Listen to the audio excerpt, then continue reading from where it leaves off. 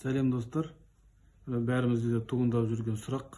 Мына біздің жаңағы карточкамыз активация жөнінде.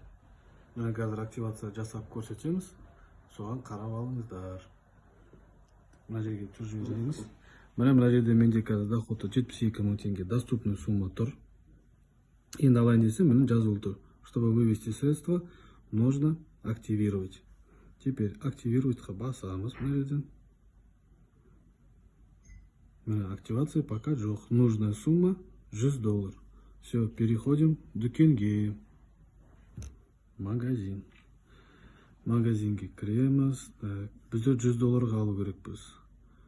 Мен мына Омега плюсты таңдап отырмын. Так, купить. Подробнее. Купить. Все, мына шықты. Товар добавлен в корзину.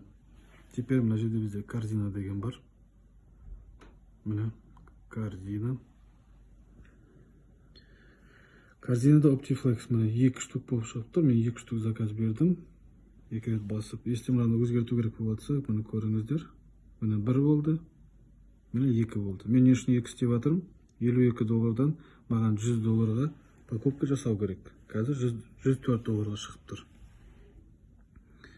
Енді мына қарайық, сумма $104, доставка $8, 40 CV, 80 QV, 43 120, $112. Енді оплатить.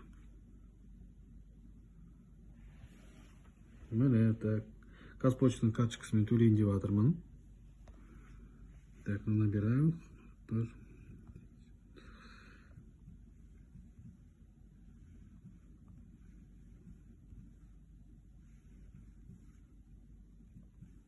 Имя владельца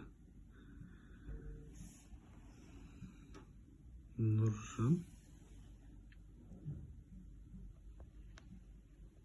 Нуржан Шагиров. Так, месяц у нас 03, год 22, код Сибиркот.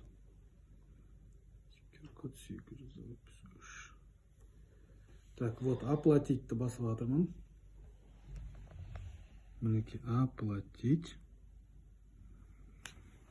SMS-код келу керек.